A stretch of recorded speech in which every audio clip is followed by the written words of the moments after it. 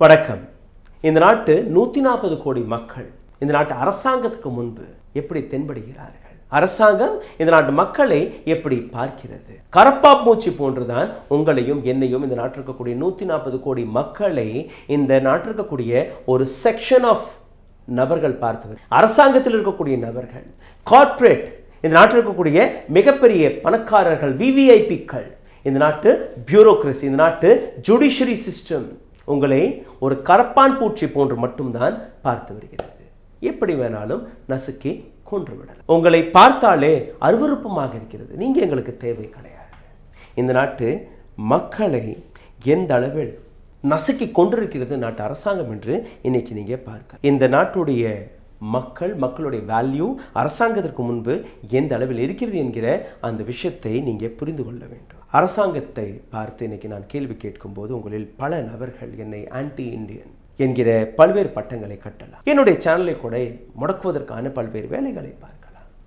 ஆனால் இந்த நாட்டு மக்களுக்காக ஒரு சில கேள்விகளை கேட்டே தீர வேண்டும். இந்த நாட்டில் எந்த அரசியல் கட்சியும் நான் சப்போர்ட் செய்வதில்லை. ஒருவேளை நீங்கள் காங்கிரஸையும் எந்த விதமான வேலைக்கும் ஆகாத ஒரு கட்சியாக பாருங்கள், பிஜேபியும் பாருங்கள். ஆனால் இந்த நாட்டில் இருக்கக்கூடிய அரசாங்கத்தை நீங்கள் பார்க்கும்போது அது பிஜேபி, காங்கிரஸ் அப்படி பார்க்கக்கூடாது. நாம் ஒரு அரசாங்கத்திற்கு ஒரு ரெஸ்பான்சிபிலிட்டியை கொடுத்திருக்கிறோம். ஒரு அமைச்சரகத்திற்கு ஒரு ரெஸ்பான்சிபிலிட்டியை கொடுத்திருக்கிறோம். அந்த வேலையை அவர்கள் சரியாக பார்க்கவில்லை என்றால் அதற்கான கேள்விகள் நிச்சயமாக எழும்பும். அதற்கான பதில் அவர்கள் கொடுக்கும். We need to talk something very very serious and specific today. New Delhi railway ஸ்டேஷனில் நடந்த நெரிசல், அதில் உயிரிழந்த 18 நபர்களை பற்றி மட்டுமல்ல, இந்த நாட்டில் இருக்கக்கூடிய 140 கோடி மக்களை அரசாங்கம் எப்படி பார்க்கிறது? அரசாங்கத்திற்கு முன்பு உங்களுடைய வேல்யூ என்ன? அரசாங்கம் உங்களை மனிதர்களாக பார்க்கிறதா அல்ல கரப்பான் பூச்சியாக பார்க்கிறதா என்கிற அந்த கேள்வியுடன் இந்த பதிவை நான் தொடங்குகிறேன். கும்பமேளையில் ஒரு நெரிசல் ஏற்பட்டு 30 நபர்கள் உயிரிழந்தார்கள் என்கிற கணக்கை அரசாங்கம் எடுத்து காட்டியது. ஆனால் வெளிவந்த டேட்டா 80க்கும் மேற்பட்ட நபர்கள் உயிரிழந்ததாக இன்னொரு டேட்டா எடுத்து காட்டியது. அரசாங்கம் கூறியது ஒரு இடத்தில் கூட்ட நெரிசல் நடந்தது. இன்னொரு டேட்டா 2லிருந்து 3 இடங்களில் இந்த கூட்ட நெரிசல் நடந்ததாக ரிப்போர்ட்டர்ஸ்கள் எடுத்து வைத்த அந்த எவிடன்சஸ். இப்போ 4வது முறையாக புதுதில்லி ரயில்வே ஸ்டேஷனில் நடந்த இந்த கூட்ட நெரிசல். இன்னைக்கு அனைத்து அரசியல் கட்சிகளையுமே ஓரம் கட்டிவிடுங்கள். உங்களுடைய ஐடியாலஜி எதுவாக இருந்தால் கூட இன்னைக்கு இந்த வீடியோ பதிவை மிக தெளிவாக open your eyes and listen to it. Listen to the reality of this country. காங்கிரஸை ஒரு துளி கூட நீங்கள் மதிக்க தேவையில்லை. பிஜேபியை மதிக்க தேவையில்லை. இந்த நாட்டுக்கு கூடிய அனைத்து அரசியல் கட்சிகளையும் மதிக்க தேவையில்லை. காரணம், இந்த நாட்டுக்கு கூடிய 140 கோடி மக்களுடைய உரிமையை பற்றி, அதிகாரத்தை பற்றி நாம் பேசும்போது, அவர்களுடைய பாதுகாப்பை பற்றி நாம் பேசும்போது, ஆஸ் அ மீடியா பர்சன் இந்த நாட்டு ரெஸ்பான்சிபிள் பதவியில் இருக்கக்கூடிய எம்பிக்கள், எம்எல்ஏக்கள், எம்எல்சிக்கள் அவர்களை பார்த்து நாம் கேட்டே தீர வேண்டும்.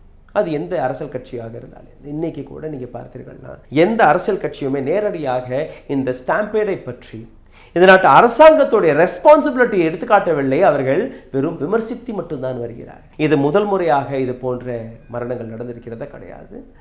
கடந்த 10 ஆண்டுகளில் எத்தனை ரயில் ஆக்சிடென்ட்ஸ்கள் நடந்திருக்கிறது, எத்தனை முறை இந்த நாட்டு அரசாங்கம் அதற்கான ரெஸ்பான்சிபிலிட்டியை எடுத்துக்கொண்டது என்கிற அந்த கணக்கை நீங்கள் பார்த்தீர்கள், உங்களுக்கு புரிய வரும். எங்கேயுமே அவர்கள் தன்னுடைய மிஸ்டேக்கை, தன்னுடைய தவறை ஏற்றுக்கொள்ளக்கூடவில்லை. விபத்துகள் நடப்பது அது ஒரு சாதாரணமான விஷயமாக எடுத்து காட்டுகிறது. ஆனால் அந்த விபத்து எதற்காக நடந்தது, இது போன்ற விபத்து மீண்டும் நடக்கக்கூடாது என்கிற அந்த அக்கௌண்டபிலிட்டியை அவர்கள் எடுத்தார்கள் என்று நீங்கள் பார்த்தீர்கள்னா கிடையாது. அரசாங்கம் இந்த 30 நபர்கள் கும்பமேளையில் இறந்ததுக்கு பின்பு நாங்கள் விஐபி என்ட்ரி எல்லாம் இதற்கு மேலே கொடுக்க மாட்டோம். அன்னைக்கு நான் கூறினேன் 2 நாட்களுக்கு மட்டும்தான் இந்த விஐபி என்ட்ரி இவர்கள் பேன் செய்வார்கள். அதற்கு பின்பு இந்த நாட்டு பிரைம் மினிஸ்டர் உட்பட அனைத்து நபர்களுடைய அந்த வரிசையை நீங்கள் பார்த்தீர்கள். இன்னைக்கு அங்கே எந்த விதமான விவிஐபி கலாச்சாரத்தில் அந்த முற்றுப்புள்ளி வைக்க முடியவில்லை. இந்த நாட்டு அரசாங்கம் அக்கௌண்டபிலிட்டியை எடுத்துக்கொள்வதற்கு பதிலாக இந்த ஒட்டுமொத்த ஆப்ரேஷனை, இந்த ஒட்டுமொத்த இன்சிடெண்ட்டையே கவரப் செய்யக்கூடிய வேலையை பார்த்து வந்தார்கள். ஒவ்வொன்றாக நான் இதற்கான ஆதாரங்களை, இதற்கான பல்வேறு இன்ஃபர்மேஷனை உங்களுக்காக திரட்டி கொண்டு வந்தேன். இரவு 9:30 மணி அளவில் ஒரு ஸ்பெஷல் ட்ரெயின் புதுதில்லி ரயில்வே ஸ்டேஷன்லேருந்து கிளம்புவதற்கு அங்கே நிற்கிறது. அந்த இடத்தில் நடந்த ஒரு ஸ்டாம்பேட். 9:30 மணிக்கு இந்த ஸ்டாம்பேட் நடக்கிறது. ஏஎன்ஐ வழியாக 2 ட்வீட் போடப்பட்டது. இந்த ட்வீட்டில் அவர்கள் என்ன எழுதியிருக்கிறார்கள் நீங்கள் பார்த்தீர்கள்னா, இங்கே எந்த விதமான ஸ்டாம்பேடும் நடக்கவில்லை, நீங்கள் தைரியமாக இருக்க. ஆனால் இதே எல்என்ஜிபி ஹாஸ்பிட்டலில் பணிபுரியக்கூடிய ஒரு நர்ஸ் அவர் கூறியபடி நீங்கள் பார்த்தீர்கள்னா, ஒரு 10 மணி அளவில் எல்என்ஜிபி ஹாஸ்பிட்டலுடைய இந்த nurse, injured and dead bodies were brought half the hospital from 10 p.m. onwards. 15 bodies and 10 to 12 injured were brought. There were 3 children among the deaths. அங்கே வேலை பார்க்கக்கூடிய ஒரு நர்ஸ் கொடுத்த இந்த ஸ்டேட்மெண்ட், 10 மணிக்கெல்லாம் இங்கே டெட் பாடிஸ் வர ஆரம்பிச்சிருச்சு சார், ஆனால் அரசாங்கம் எந்த விதமான பதிலும் கொடுக்கவில்லை. சரி, ஹை கெப்பாசிட்டி ட்ரெயின்களை நீங்கள் ஓட்டுவதாக கூறியிருக்கிறீர்கள், எப்படி டீலே நடந்தது, எதற்காக அதற்கான இன்ஃபர்மேஷன் கொடுக்கப்படவில்லை என்கிற எந்த விதமான பதிலும் இந்த நாடு அரசாங்கம் கொடுக்கவில்லை. ஸ்பெஷல் ட்ரெயினுக்கான டிக்கெட்ஸ்கள் விற்கப்பட்டது, 1500 டிக்கெட்ஸ்கள் ஒரு மணி நேரத்திற்கு. பிளாட்ஃபார்ம் நம்பர் 14 ஒரு ட்ரெயின் நிற்கிறது, பிளாட்ஃபார்ம் நம்பர் 16 இன்னொரு ட்ரெயின் நிற்கிறது. மல்டிபிள் ஐ விட்னஸ் கொடுத்த பதிலை நீங்கள் பார்த்தீர்கள்னா, இந்த ட்ரெயின் எந்த இடத்துல எங்கேருந்து எத்தனை மணிக்கு கிளம்பும் என்கிற அந்த இன்ஃபர்மேஷனை அவர்கள் கொடுக்கவில்லை. லாஸ்ட் மினிட்ல அந்த இன்ஃபர்மேஷன் கொடுத்தார்கள், அதனால் இந்த ஸ்டாம்பேஜ் ஏற்பட்டது. இப்போது இன்னொரு ட்வீட்டை நான் காட்டுகிறேன். அதாவது இதே அரசாங்கத்துடைய வார்த்தைகள், நேரடியாக அவர்கள் கூறவில்லை. DCP of Railway KPS Malhotra கொடுத்த இந்த பதிலை நீங்கள் கேட்டீர்கள்னா, 2 trains were delayed and due to extra footfall of passenger the gathering were huge and few people were injured. யாருமே இறப்பதாக கூறவில்லை, few people were injured கூறுகிறார். யார்? DCP of Railway. இந்த ஒட்டுமொத்த விஷயத்திற்கு பின்பு நீங்கள் பார்த்தீர்கள் எப்படி இந்த கவர் அப் ஆப்ரேஷன் இவர்கள் செய்தார்கள். கவர்மெண்ட் மீடியா மிஷனரி மீது ஒரு மிகப்பெரிய ப்ரெஷரை போட்டார்கள். அங்கே நின்ற பல்வேறு மீடியா ரிப்போர்ட்டர்ஸ்கள், அவர்களுடைய மொபைல் ஃபோன் பறிக்கப்பட்டது, கேமராமேன் அவர்களை மிரட்ட ஆரம்பித்தார்கள், அங்கங்கே இருக்கக்கூடிய ஃபுட்டேஜஸ்களை முடக்கக்கூடிய வேலையை பார்த்தார்கள். ஆனால் அவர்களால் அது செய்ய முடியும். ANI கம்பெனி வழியாக தான் பல்வேறு நியூஸ் சேனல்கள் ஃபுட்டேஜஸ்களை வாங்குவார்கள். அதாவது ANI என்ன கூறுகிறதோ அது அரசாங்கம் கூறியதாக எடுத்து பார்ப்பார்கள். ANI வழியாக பல்வேறு சேனல்கள் எடுத்து வைக்கக்கூடிய அந்த இன்ஃபர்மேஷன். ANI எடுத்து வைத்த முதல் tweet, there is no stampede at New Delhi railway station, it is only a rumor.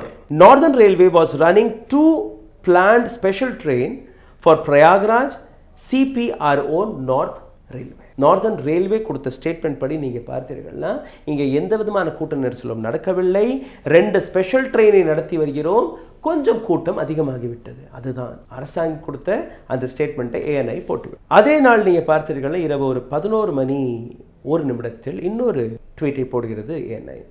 A call was received that 15 people have been injured in the stampede-like situation. Stampede-like situation. Boss, this is a stampede. This is not stampede-like situation. Railway station, 4 fire tender at spot.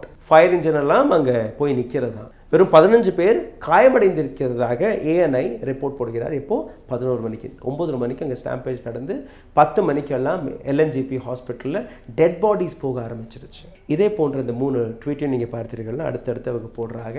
எந்த இடத்துலையுமே ஸ்டாம்பேஜ் அங்கே நடந்த மரணங்கள் அதை பற்றி எதுவுமே அவர்கள் எடுத்து வைக்கவில்லை. Chief public relationship officer which is CRPO இவர் கொடுத்த பதில் படி அங்கே ரூமர் தான் இங்கே கிளம்பியிருக்கிறது, ஸ்டாம்பேட் நடக்கவில்லை என்று கூறியதற்கு பின்பு. நீங்கள் இந்த டைம் லைனை ஒரு முறை பாருங்கள். 9:30 மணிக்கு ஸ்டாம்பேட் நடக்கிறது, நெரிசல் நடக்கிறது, 10 மணிக்கு ஹாஸ்பிட்டலில் டெட் பாடிஸ் போகிறது, 11 மணிக்கு இதை ரூமராக எடுத்து காட்டிட்டார்கள். இதில் 11 மணி 1 நிமிடத்தில் 15 பேர் காயமடைந்ததாக கூறுகிறார்கள். இங்கே ஃபயர் பிரிகேடெல்லாம் வந்துருச்சுன்னு கூறுகிறார்கள். அப்போது இதுதான் உண்மை, இதுதான் பொய் என்று நீங்கள் அடுத்ததாக நீங்கள் பாருங்கள். டெல்லியின் LG லெஃப்டினன்ட் கவர்னர் கொடுத்த பதில் படி நீங்கள் பார்த்தீர்கள்னா 11 மணி 55 நிமிடத்தில் முதல் ஒஃபிஷியல் ஸ்டேட்மெண்ட் வெளிவருகிறது. 9:30 மணிக்கு நடந்த ஸ்டாம்பேட், 11 மணி 55 நிமிடம் வரை கவர் அப் ஆப்ரேஷனை மட்டும் தான் இந்த நாட்டு அரசாங்கம் பார்த்து வந்தது. இந்த கவர் அப் ஆப்ரேஷனில் நீங்கள் பார்த்தீர்கள்னா LG of Delhi கொடுத்த statement, there has been an unfortunate and tragic incident of loss of life and injuries due to disorder and stampede at New Delhi railway station. அவர் ஒத்துக்கொள்கிறார், இங்கே மரணங்கள் நடந்திருக்கிறது, ஸ்டாம்பேஜ் நடந்திருக்கிறது, மக்கள் காயமடைந்திருக்கிறார்கள். 11 மணி 55 நிமிடம். இதற்கு அடுத்த ட்வீட், அதே ட்வீட்டை எடிட் செய்து கீழே நீங்கள் பார்த்தீர்கள்னா அதை நான் மார்க் செய்து காட்டியிருக்கிறேன். Last edited at 12:24 AM. அடுத்த நாள் ஆயிடுச்சு, 16ஆம் தேதி இரவு ஒரு 5 மினிட்ஸில். இந்த இடத்துல அவங்க அந்த பெரிய ட்வீட்டை சுருக்கி, there has been an unfortunate incident at New Delhi railway station, have spoken to chief secretary and police commissioner and asked them to address the situation. Injuries அங்கிருந்து நீக்கப்பட்டது. அங்கே ஏதோ ஒரு இன்சிடென்ட் நடந்ததாகவும் யாருமே இறக்காதபடி யாருக்குமே காயம் படாதபடி இவர் அந்த ட்வீட்டை ரீட்வீட் செய்து அனுப்பிவிட்டார். சரி, இங்கே மட்டும்தானா? இதற்கப்புறம் பல்வேறு இடங்களில் நீங்கள் பார்த்தீர்கள்னா எப்படியாவது இந்த நியூஸ் வெளியில் போகாதபடி அதை கண்ட்ரோல் செய்வதற்கான ஒட்டுமொத்த மெக்கானிசத்தையும் இவர்கள் கையில் எடுத்தார்கள். இப்போது ரயில்வே மினிஸ்டரை பற்றி நீங்கள் பாருங்கள். எந்த ரயில் மினிஸ்டர் ஷேம்லெஸ்லி அந்த இடத்திற்கு கூட செல்லவில்லையோ, பாலாசோர் போன்ற இன்சிடெண்ட் உலகத்திலேயே நடந்த ஒரு மிக கொடூரமான ரயில் விபத்து ஒரிசா பாலசோரில் நடந்தது. அதற்கப்புறம் கூட அவர் ரீல் எடுத்து போடுவதில் தான் மும்முரமாக இருந்தார் ஒழிய இன்னைக்கு வரை அந்த நபர் அதற்கான சரியான பதில் கொடுக்கவில்லை. அவர் 2 ட்வீட்களை போடுகிறார். இந்த 2 ட்வீட்டையும் நான் உங்களுக்கு எடுத்து காட்டுகிறேன், பாருங்கள். ஓகே, இந்த நபரை பற்றி இன்னொரு இன்ஃபர்மேஷன் கொடுத்துட்டு இந்த ட்வீட்களை படிக்கிறேன். இந்தியாவில் மிகப்பெரிய அளவில் வேலைவாய்ப்பை உருவாக்கக்கூடிய டிபார்ட்மெண்ட் அது ரயில்வே. ஆர்மிக்கு அப்புறம் ரயில்வே தான். அப்போ ஒரு மிகப்பெரிய மினிஸ்ட்ரி இது. ஆனால் அஸ்வினி வைஷ்ணவிற்கு இந்த பொறுப்பு மட்டுமல்ல, இவருக்கு அடிஷ்னலாக இன்னும் 2 பொறுப்புகளை கொடுத்திருக்கிறார். அதாவது மினிஸ்ட்ரி பொறுப்பு, railway minister, information and broadcasting, IT and electronic. ரொம்பவே பிஸியான நபர். ஒரு ரயில்வே மினிஸ்ட்ரி எவ்வளோ பெரிய மினிஸ்ட்ரி, அதை தாண்டி 2 அடிஷ்னல் பொறுப்புகளை பிரைம் மினிஸ்டர் மோடி இவருக்கு கொடுத்திருக்கிறார். அதனால் இவரால் இதற்கெல்லாம் பதில் கொடுக்க முடியாது. ஆனால் கூட அவர் பதில் போட்டிருக்கிறார். என்ன? Situation under control at New Delhi railway station. Delhi police and RPF reached. Injured taken to the hospital. Special train bring run to evacuate sudden rush. இவரும் மரணத்தை மறைத்து விட்டார். சடனா ஒரு ரஷ் வந்துருச்சு சார். நாங்கள் எல்லாமே ரெடியாக தான் இருந்தோம். ஆனால் திடீர்னு ஒரு கூட்டம் வந்துருச்சு. அதனால் அங்கே ஒரு சில நபர்கள் காயமடைந்திருக்கிறார்கள். இது 11:36 அதாவது எல்ஜி போட்டதுக்கப்புறம், எல்ஜி போட்டு ரீட்வீட் செய்து எடிட் செய்து அதுக்கப்புறம் இவர் போடுறார். 11:52 இன்னொரு ட்வீட் போடுறார். Train railway minister, 4 special train to evacuate the unprecedented sudden rush in New Delhi railway station. Unprecedented? Are you serious? Are you serious? You're the minister. You're the railway minister. And you're saying it is unprecedented, as if you don't know. Railway police மற்றும் ஆர்பிஎஃப்ஐ நாங்கள் அனுப்பிட்டோம். 4 special ட்ரெயினை போட்டிருக்கிறோம். அந்த 4 special ட்ரெயினும் அங்கே வந்த கூட்டத்தை சரிபார்த்துவிடும் என்கிற ஒரு பதில். இப்போ அங்கே இருக்கக்கூடிய உண்மையான சிச்சுவேஷன் நான் உங்களுக்கு எடுத்து காட்டேன். இது சாதாரணமாக இவங்க செல்ஃபி எடுத்து போட்ட வீடியோ கிடையாது. ஸ்பாட்டில் இருந்த டைம்ஸ் ஆஃப் இந்தியாவுடைய ரிப்போர்ட்டர் எடுத்த இந்த வீடியோ. இந்த வீடியோவை நீங்கள் பார்த்தால் உங்களுக்கு புரிய வரும் எந்த அளவில் அங்கே கூட்டம் இருந்தது என்று பாருங்கள். இது மட்டுமல்ல, இன்னொரு வீடியோவை காட்டுகிறேன். இது பிளாட்ஃபார்ம் நம்பர் 14 எடுக்கப்பட்ட வீடியோ. இந்த வீடியோவை நீங்கள் பார்த்தீர்கள், உங்களுக்கு புரிய வரும். 2 தரப்பிலுமே ட்ரெயின் நிற்கிறது. மக்கள் ஒருத்தல் மீது ஒருத்தல் ஏறிக்கொண்டிருக்கிறார்கள். ஒரு துளி கூட இந்த ஸ்டாம்பேட் நடத்துவதற்கு ஒரு சில நிமிடத்திற்கு முன்பு எடுத்த இந்த வீடியோ. அப்போ நிச்சயமாக இந்த நாட்டு அரசாங்கத்திற்கும் இந்த நாட்டு ரயில்வே மினிஸ்ட்ரிக்கும் ரயில்வே டிபார்ட்மெண்ட்டிற்கும் தெரிந்த ஒரு விஷயம், இங்கே எது வேணாலும் நடக்கலாம் என்று. அந்த அளவில் அங்கே கூட்டம். அஸ்வினி வைஷ்ணவ் போட்ட அந்த ட்வீட்டை படித்தீர்கள். அதாவது அன்பிரசிடென்ட் முறையில் ஒரு கூட்டம் வந்ததாக. உங்களுக்கு தெரியும், அங்கே மகாகும்ப மேலே நடக்கிறது. அதற்காக கோடிக்கணக்கான லட்சக்கணக்கான மக்கள் போய்கொண்டிருக்கிறார். உங்களுக்கு ஏற்கனவே தெரியும், உங்களுடைய அரசாங்கம் தான் அதற்காக 360க்கும் மேற்பட்ட ரயில்களை, ஸ்பெஷல் ட்ரெயின்களை ஆர்கனைஸ் செய்திருக்கு. உங்களுக்கு நிச்சயமாக தெரியும் இந்த கூட்டம் எதற்காக வந்திருக்கிறது. உங்களுக்கு நிச்சயமாக தெரியும், ஏன்னா நீங்கள் தான் 7500 கோடி ரூபாய் செலவில் இந்த மகா கும்ப மேலையை ஆர்கனைஸ் செய்திருக்கிறீர்கள்.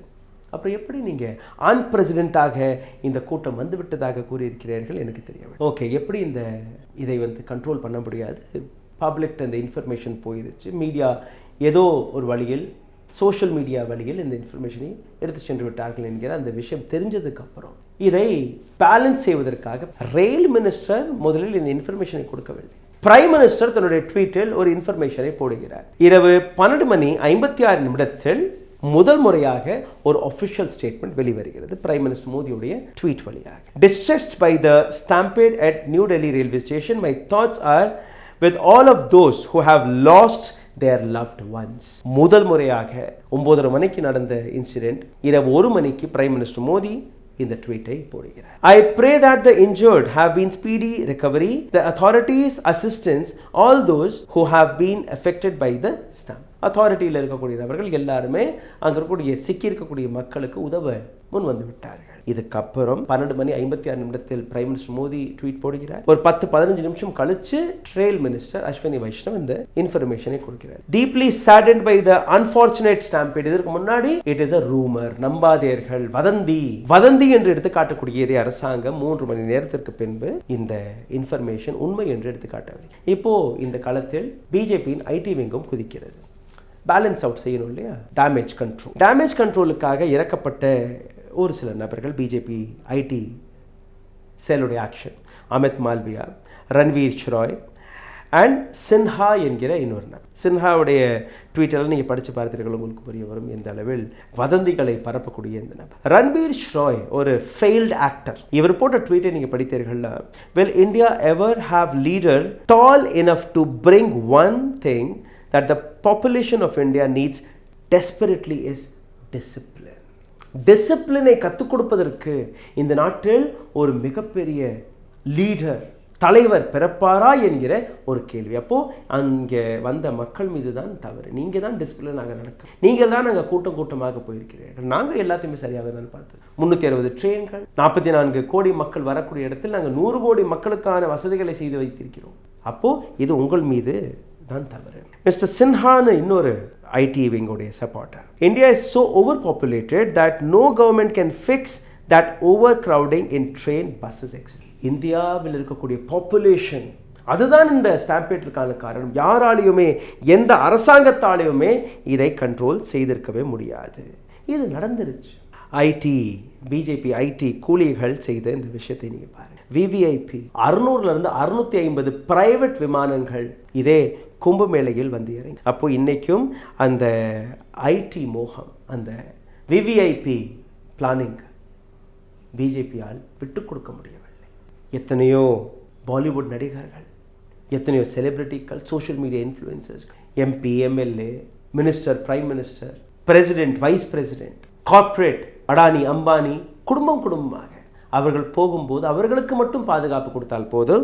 மக்கள் எக்கேடு கெட்டு போனால் என்ன, மக்களை எப்படி வேணாலும் நசிக்க கொள்ளலாம். மக்கள் கரப்பாம்பூச்சியை தாண்டி வேற எதுவுமே. தமிழ்நாட்டில் விகடன் என்கிற ஒரு பத்திரிகை, அவர்கள் பிரைம் மினிஸ்டர் மோடிக்கு எதிராக ஒரு கார்ட்டூனை போட்டு விட்டார்கள். அதனால் அவர்களுடைய இணையதளத்தை முடக்கி விட்டிருக்கிறது இந்த நாட்டு அரசாங்கம். கம்ப்ளைண்ட் கொடுத்தது யார்? இதே தமிழ்நாட்டில் இருக்கக்கூடிய 2-3 பிஜேபி சார்ந்த அந்த கம்ப்ளைண்ட்டை வாங்கி கொண்டு விமர்சிக்க கூடாது. You cannot question us. கேள்வி கேட்டீர்கள்னா எவ்வளோ பெரிய அமைப்பாக இருந்தாலும் அதை நாங்கள் முடக்கிறோம். எங்களுடைய இந்த வீடியோவிற்கு நிச்சயமாக வியூஸ் வரப்போவதில்லை. ஏன்னா கேள்வி கேட்டிருக்கிறோம், அரசாங்கத்தை பார்த்து கேள்வி கேட்கிறோம், அவர்களுடைய தவறுகளை சுட்டி காட்டியிருக்கிறோம். அதனால் இந்த வீடியோவிற்கான பொறுப்பு உங்கள் கையில் நான் ஒப்படைக்கிறேன். இந்த வீடியோவை பகிருங்கள். இந்த வீடியோவிற்கான கருத்துக்களை கீழே கமெண்ட் பாக்ஸில் எடுத்து விடுங்கள். இந்த வீடியோ உங்களுக்கு பிடித்திருந்தால் மற்ற நபர்களுக்கும் பகிருங்கள். நன்றி, வணக்கம். ஊடகம் கார்ப்பரேட் அரசியல்வாதிகளின் கைப்பாவையாக, அடிமைகளாக இருந்தது போதும். இனி சாட்டை எடுத்து சுழற்றும் நேரம் வந்துவிட்டது. ஊடகம் பொதுமக்களாகிய உங்களுக்காக, உங்களாலேயே இயக்கப்பட வேண்டும். ஊடக சுதந்திரத்திற்காக உங்களின் பங்களிப்பை இன்றே அளித்திடுங்கள்.